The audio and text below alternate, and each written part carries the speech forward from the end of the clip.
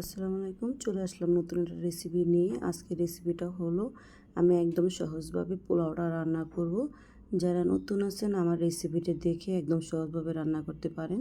পানির মাপ টাপ সব আমি পরিমাণ মতো দেখায় দেব। একদম ইজিভাবে পোলাওটা রান্না করতে পারেন। তো পোলাও রান্না করার জন্য কী কী লাগবে বলে দিতেছি। প্রথমেই আমি একটা ফ্রাই প্যানে দিয়ে দিলাম পরিমাণ মতো তেল। তেলটা গরম হওয়া পর্যন্ত আমি অপেক্ষা করব।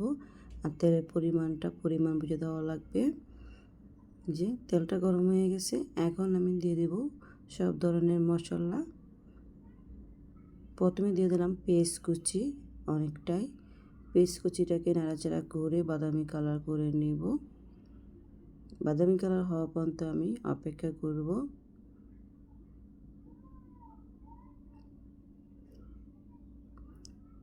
পেস্টটা ভাজা ভাজা হয়ে গেছে, এখন দিয়ে দেব তেজপাতা, এলাচি, দারচিনি দিয়ে আমি আর কোনো মশলা দিব না। এই এলাচি, তেজপাতা আর দারচিনি দিছি পোলাওর মাঝে। চাইলে আপনি একটু জৌতি, জয়ফল সব কিছু দিতে পারেন, এটা ইচ্ছা। দিয়ে যে বাদামি কালার হয়েছে, এখন দিলাম পরিমাণ মতো আদা রসুন বাটা। আদা এবং রসুন বাটাটা একসঙ্গে। আর এই যে প্রথম দিলাম আমি এটা একটু বাদাম বাটা দিছি, তাই বাদাম বাটাটা দিলে পোলাওটা আলাদা ঘ্রাণ হয়, তাই দিয়ে দিলাম পরিমাণ মতো লবণ। দিয়ে একটু তেলের সঙ্গে ভালো করে কষায় নেব। মশলাটাকে কষানো হয়ে গেছে, এখন দিয়ে দিব পোলার চালটা। পোলার চালটা আমি 20 মিনিটের মতো ভিজিয়ে রাখছিলাম। তারপরে আমি চালটাকে ধুয়ে পানি ঝরায় নিয়ে নিচ্ছি। যে পুরো পানিটা ঝরায় নিয়ে নিচ্ছি, নিয়ে এখন চালটাকে আমি 5 মিনিটের মতো নাড়াচাড়া করতে করতে একটু ভাজা ভাজা করে নেব। ভাজা ভাজাটা হয়ে গেলে পানিটা দিয়ে দিব। এই যে ভাজা ভাজা হয়ে গেছে, আমি কিন্তু এখানে গরম পানি অ্যাড করব।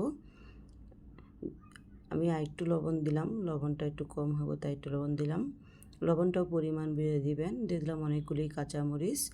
আর যেহেতু আমার 1 কেজি চাল, আমি 2 কেজি পানি দিব। পানির পরিমাণটাও আপনারা বুঝতে পারেন। যেহেতু চালটা অনেকক্ষণ ভিজে রাখছি তাই পানি একটু কম লাগতে পারে, তাই 1 কেজিতে একটু কম পানি দিবেন। দিয়ে যে চালটাও আমার ভাজা হয়ে গেছে, অনেকক্ষণ ভেজে নিলাম। এখন দিয়ে দেব পানিটা। যে পানিটা দিয়ে ভালো করে নাড়াচাড়া করে একটু মিক্স করে নেব।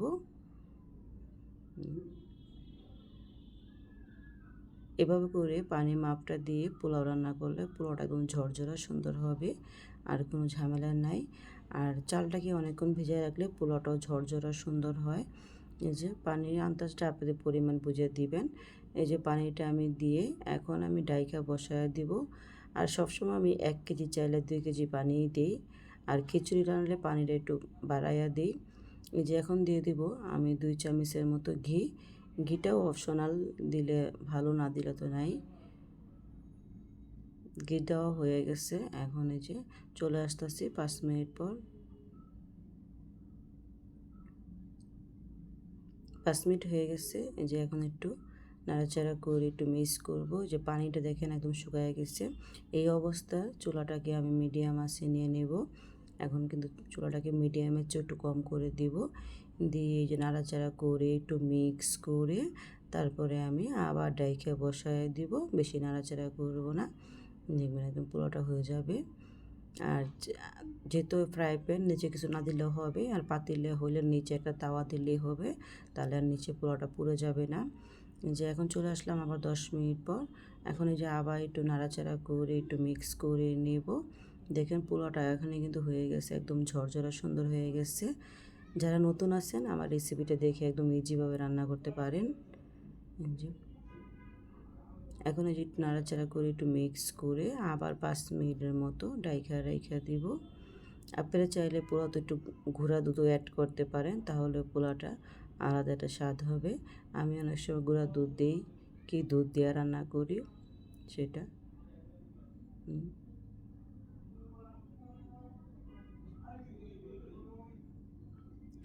এখন আর 5 মিনিটের মতো রেখে দিব। 5 মিনিট পর চলে আসতেছি। এই যে 5 মিনিট হয়ে গেছে, আমার পোলাওটা হয়ে গেছে। একদম নাড়াচাড়া করে একটু মিক্স করে আমি পোলাওটাকে নামিয়ে নেব। দেখেন একদম ঝরঝরা পোলাওটা হয়েছে। এভাবে করে মাইপা পানিটা দিলে আর কোনো মাপঝোপ লাগবে না। তাহলে আজকে পোলাও রেসিপিটা কেমন হয়েছে আমাকে জানাবেন। কোনো ভুল হলে কমেন্ট বক্সে জানাবেন। আর প্লিজ সবাই আমার চ্যানেলটা লাইক এবং ফলো করে দিবেন। আসসালামু আলাইকুম, আল্লাহ হাফিজ। সবাই আমার ভিডিওগুলো লাইক এবং শেয়ার করে দিয়েন এবং আমার পাশে থাকেন।